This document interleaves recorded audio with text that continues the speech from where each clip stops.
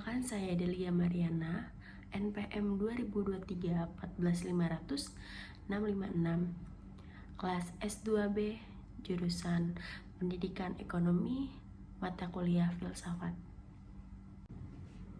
Kali ini saya akan menjelaskan materi tentang logika dalam filsafat ilmu. Pengertian logika dalam filsafat ilmu. Logika berasal dari kata Yunani atau logos yang berarti ucapan, kata, akal budi, dan ilmu.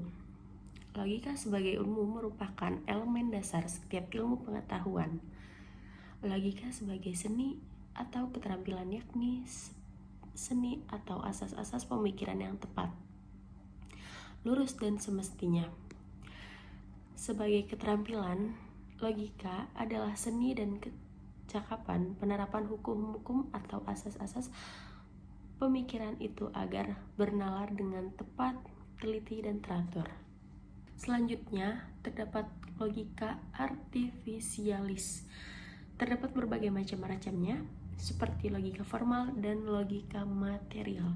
Yang pertama, logika formal. Logika formal itu ilmu logika yang mempelajari cara-cara atau pekerjaan akal, serta menilai hasil-hasil dari logika formal yang diuji dengan kenyataan dalam praktik di lapangan. Selanjutnya, logika material mempelajari sumber-sumber pengetahuan, alat-alat pengetahuan, proses terjadinya ilmu pengetahuan, yang kemudian merumuskan metode ilmu pengetahuan itu. Di sini juga terdapat macam-macam logika lainnya, seperti logika tradisional atau logika naturalis, yaitu cara berpikir yang sederhana yang berdasarkan kodrat atau naluri fitrah. Manusia sejak lahir sudah dilengkapi dengan alat berpikir. Selanjutnya ada logika modern atau logika artifisialis yang sebelumnya tadi saya jelaskan, yang mempelajari atau memperoleh Aristoteles dalam bukunya Organemery, yang berarti instrumen atau alat untuk berpikir. Lalu di sini terdapat macam-macam logika lagi, yaitu logika alamiah seperti kinerja dalam budi manusia yang berpikir secara tepat dan lurus, sebelumnya dipengaruhi oleh keinginan-keinginan dan kecenderungan-kecenderungan yang subjektif. Lalu ada logika ilmiah. Logika ilmiah ini mempraktis normatif yang mempelajari hukum-hukum, prinsip-prinsip, dan bentuk-bentuk pemikiran manusia yang jika dipatuhi akan membimbing kita mencapai kesimpulan-kesimpulan yang lurus atau sah. Lalu di sini ada logika kodratiah. Akal budi manusia dapat bekerja menurut hukum-hukum logika entah secara spontan atau disengaja. Misalnya manusia dapat berpikir secara spontan atau disengaja. Selanjutnya di sini ada manfaat logika dalam memperkembangkan ilmu.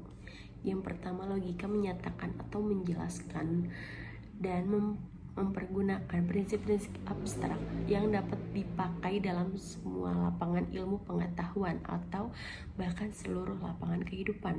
Yang kedua, logika menambahkan daya berpikirnya abstrak dan demikian melatih dan mengembangkan daya pemikiran dan menimbulkan disiplin intelektual.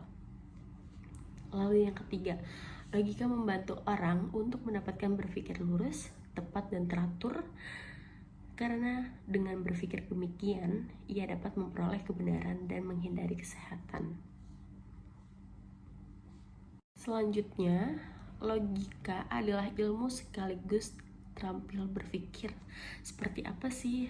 Seperti keterampilan yang menalar dengan tepat adalah kecakapan yang diperoleh dari latihan yang terus-menerus sehingga terciptanya suatu kebiasaan yang mantap pada akal budi kita untuk berpikir sesuci dengan hukum-hukum atau prinsip-prinsip pemikiran. Lalu, penalaran atau bentuk pemikiran berkaitan sangat erat dengan aktivitas akal budi manusia atau berpikir. Berpikir itu merupakan bagian dari kehidupan manusia. Semua orang sudah melakukannya. Dengan berpikir kita mampu berdialog, menulis, mengkaji suatu uraian, mendengarkan penjelasan-penjelasan, dan mencoba menarik kesimpulan. Di selanjutnya, di sini ada penalaran ilmiah. Yang pertama, penalaran induktif adalah proses penarikan kesimpulan yang umum atau berlaku untuk semua banyak atau atas dasar pengetahuan tentang kasus-kasus individual, yaitu khusus. Kedua, penalaran deduktif adalah penarikan kesimpulan bertitik tolak dari pernyataan-pernyataan yang bersifat umum. Kita menarik kesimpulan yang dapat bersifat khusus. Kesimpulan induktif dan deduktif tergantung bagaimana permainan logisisme. Selanjutnya, di sini ada objektivitas. Objektivitas adalah sikap yang tidak dipengaruhi oleh pendapat pribadi atau golongan di dalam pengambilan keputusan. Ciri objektivitas yaitu ilmu menunjukkan pada keharusan atau bersikap objektif dalam mengkaji suatu kebenaran ilmiah tanpa melibatkan unsur emosi dan kesukaan atau kepentingan pribadi. Contohnya seperti keberhasilan ilmu pengetahuan alam membuat banyak orang memandang sebagai model ideal ilmu. Baik, terima kasih yang telah saya sampaikan semuanya. Mohon maaf bila ada kekurangannya. Terima kasih untuk semuanya.